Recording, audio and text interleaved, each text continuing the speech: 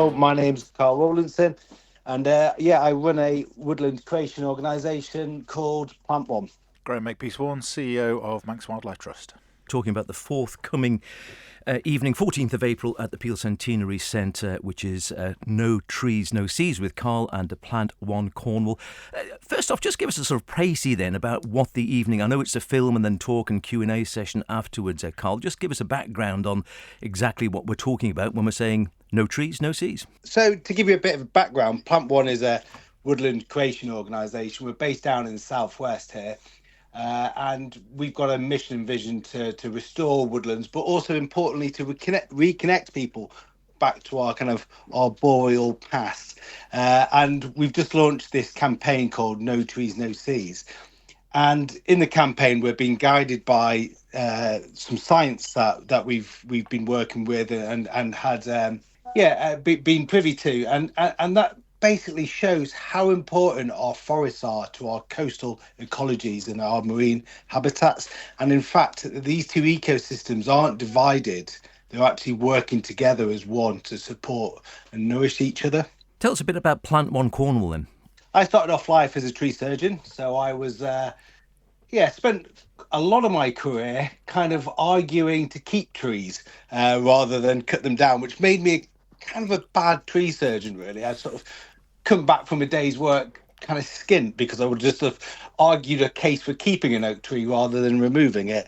And I kind of, from that kind of career, I really kind of grew to love trees and have this kind of passion for our woodlands. And I started Plant-One off the back of that passion, but then something kind of dawned on me, or as I kind of investigated this kind of woodland world, I started to realise that we're a forested island that's cut all its trees down. We've deforested it, and now, especially down here in Cornwall, we're one of the most deforested areas in one of the most deforested countries in Europe. I didn't realise Cornwall was so bad. Was that sort of heritage of the mining industry down there? Yeah, absolutely that. I mean, we've had a few things that have really impacted on our woodland cover. We should have sort of 80% woodland cover here, and it wasn't that long ago that we would have had this lush temperate rainforest that would have stretched up all the way through our Celtic regions from France into Cornwall, into Wales, across the Isle of Man, into Ireland and into Scotland, this interconnective western woodland. Cornwall has suffered deforestation because of its mining, because of its shipbuilding, and because of agriculture, but also because it's a peninsula that sticks out into the sea. Natural regeneration is quite hard to get going, so you actually have to have a bit of a helping hand when it comes to re-establishing those woodlands.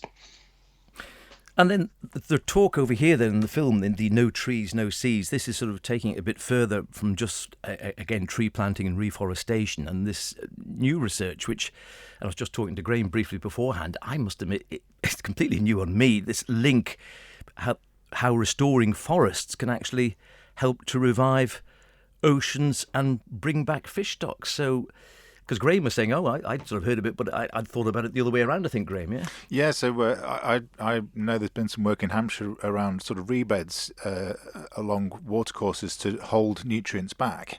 But in actual fact, in my conversations with Carl, it's almost the other way around, isn't it, Carl?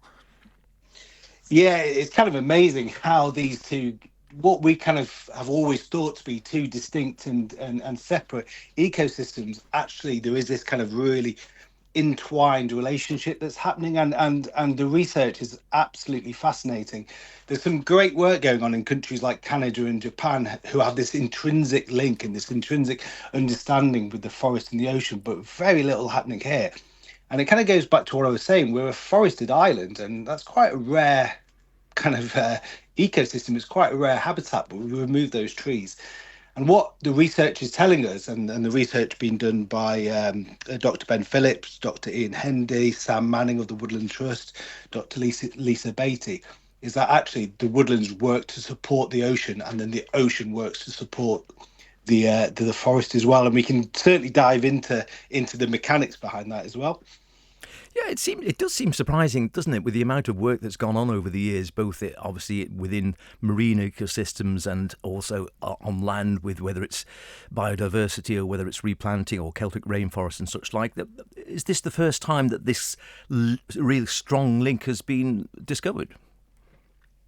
Well, yeah, I mean, certainly in the UK that we know of. I mean, there is fantastic work happening in Japan, and there's some fantastic work happening in Canada around this. And this is where this kind of whole idea came from. Sam Manning went on a research trip to Canada and saw the work that was happening out by the First Nations there, and they truly understood that link, that if you were going to restore the ecosystems of coastal regions, you had to start with the forest, because if you didn't repair the forest, if you didn't restore the forest, we're always on the back foot. And then Japan has these things called Uwatsuki forests, which translates as fish forests.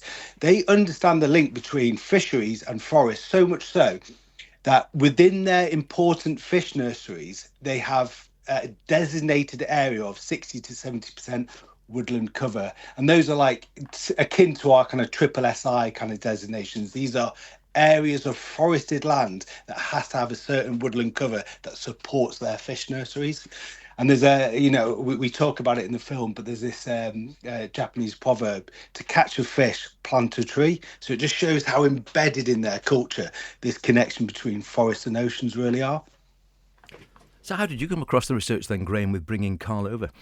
Well, you'll probably remember from last year, Howard Merlin Hanbury-Tennyson came over to give a talk around his book on temperate rainforests, Our Oak and Bones, and he actually put me in touch with Carl. And I think, if I remember correctly, Carl, we hail from the same neck of the woods, don't we, in the north? I think. Yes, yeah, we do, mate. Yeah. So we had a good chat, and I was very interested, as I say, with what Carl is doing through Plant One and also No Trees, No Seas. And very interested by the idea that there's clearly a big link. There's a lot of similarities between Cornwall and the Isle of Man. As you know, we're doing a lot in terms of temperate rainforest restoration in the island. In fact, we're finishing our tree planting at Craigie Cowan this coming weekend. So 35,000 trees on that site. And what we probably hadn't realised previously was just what sort of effect that would have on our coastlines and our seas, which is obviously a large part of our territory here in the Isle of Man. So it instantly seemed to me like something that would be very interesting, and obviously talking to Carl, finding out that he would be launching this film around this time of year, I thought, well, that's just great. Let's get Carl over. We'll have an exclusive premiere of the film here in the Isle of Man, and then we can have a Q&A around the work behind it. So you mentioned a little bit more, or delving a little bit deeper into the mechanics, Carl. Then just give us again, sort of go in that direction, as it were. How is it actually sort of working? If you're explaining to someone how this link works between increased sort of forestation and bringing up more trees, and actually helping to improve the health of the oceans and fish stocks. Yeah, absolutely. I mean, again, Japan and Canada, this is where this science is really kind of taking off, and they're using this science to restore their fisheries. And it shows that in woodland estuaries in Japan, there's a 200% increase in plankton in those woodland estuaries. So there's many ways that this kind of sharing of nutrients and energy is happening within the forest and the ocean. But to give you kind of an understanding of the mechanisms, you've got to kind of think of our woodlands like a tea bag, and what they're doing is they're filtering nutrients and then putting them back into our watercourses, and it's those nutrients that create essential chemicals that are absolutely essential to organisms like plankton.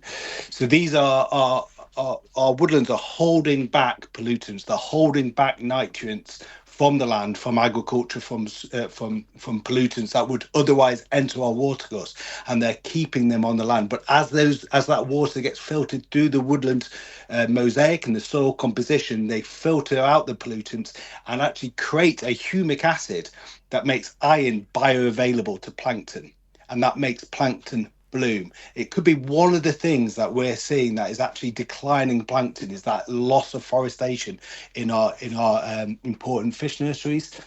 And then there's the complexity of the root systems that are working across the land that's simply holding back that runoff.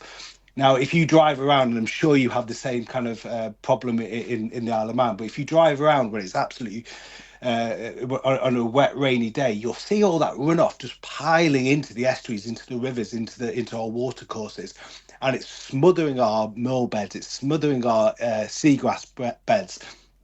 And it's creating these muddy estuaries, and we're starting to forget that our estuaries shouldn't be like this. They shouldn't be these kind of mud funnels going out to sea. They should be lush ecosystems, ecotones within themselves, which would provide habitat for nursing fish and create that really important ecotone between the land and the sea.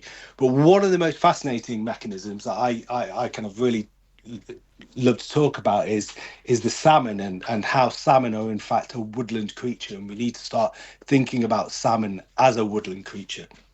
Now that is something I'm just smiling here with Graham, because I must admit I had never thought of salmon as a woodland creature before now.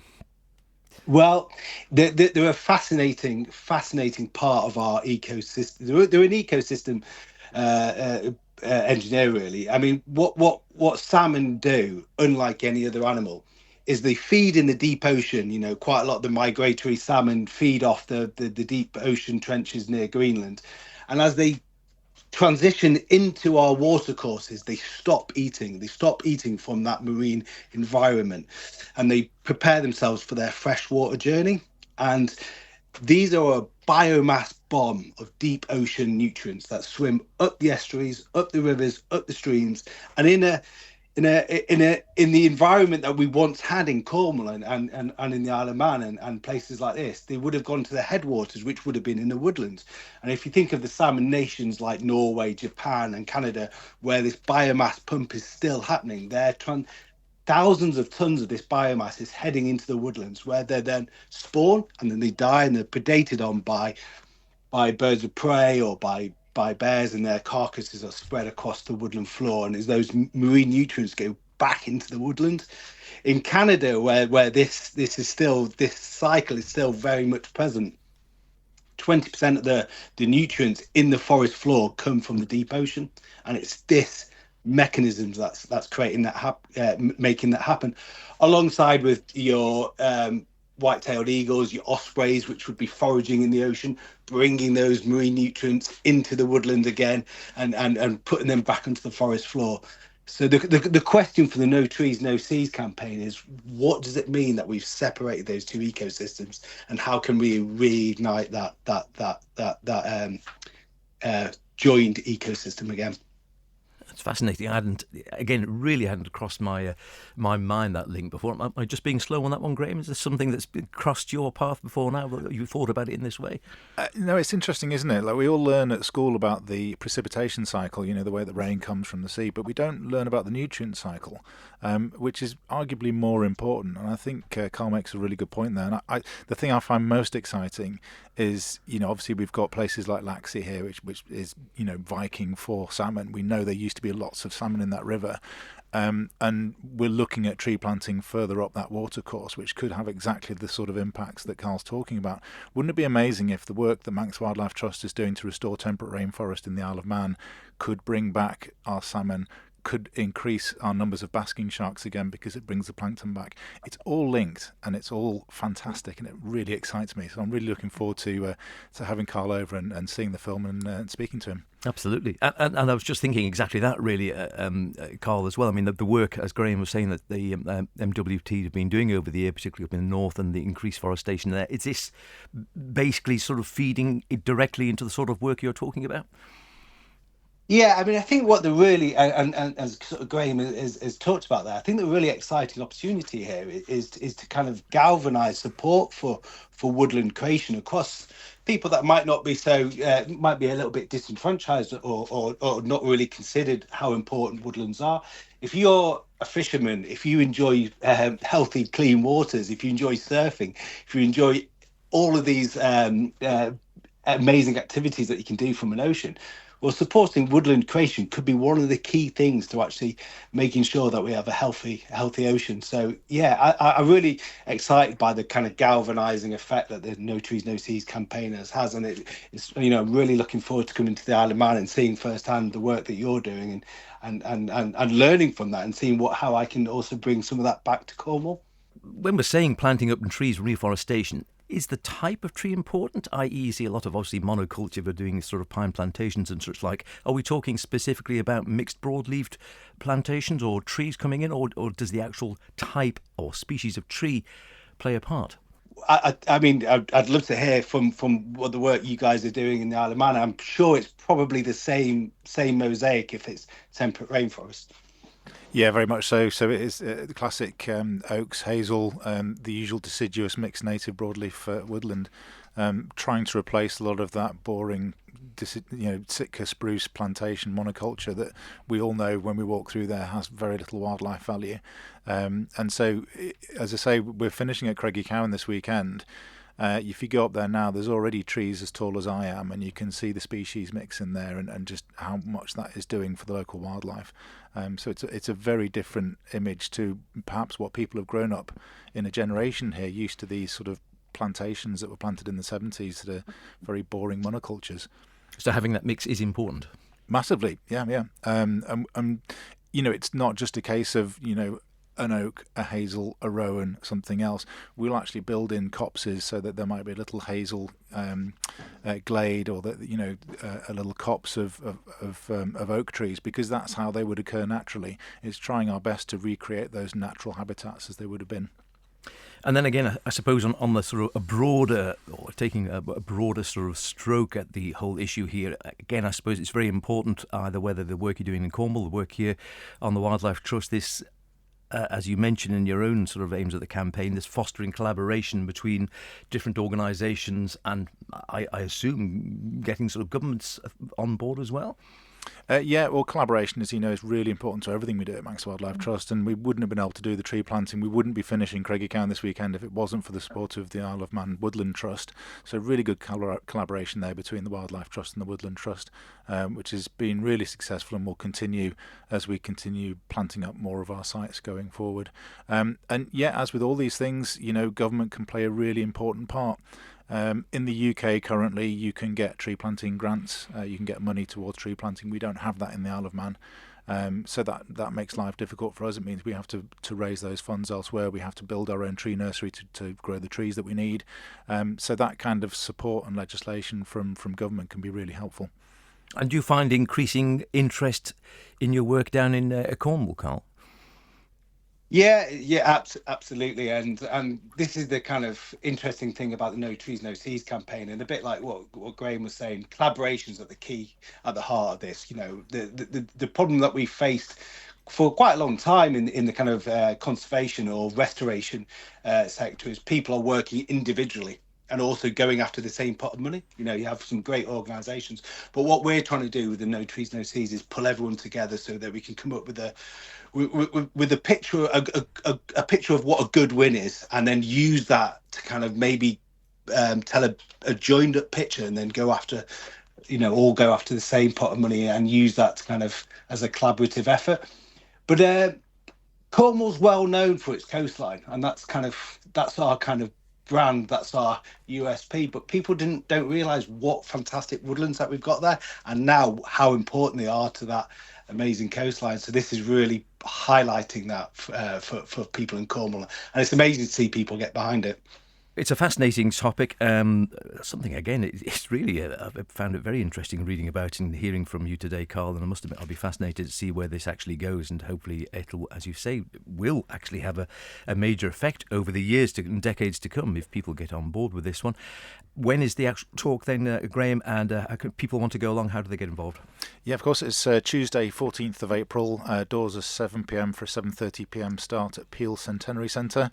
Tickets are £10 and they are selling fast, so if you're interested in coming along, please do book soon, and you can do that by going to mwt.im/events. Terrific, and thanks very much indeed for sparing the time from tree planting to talk to us today, Carl. Yeah, brilliant, thanks. Really looking forward to the event, and see you there. wild thing.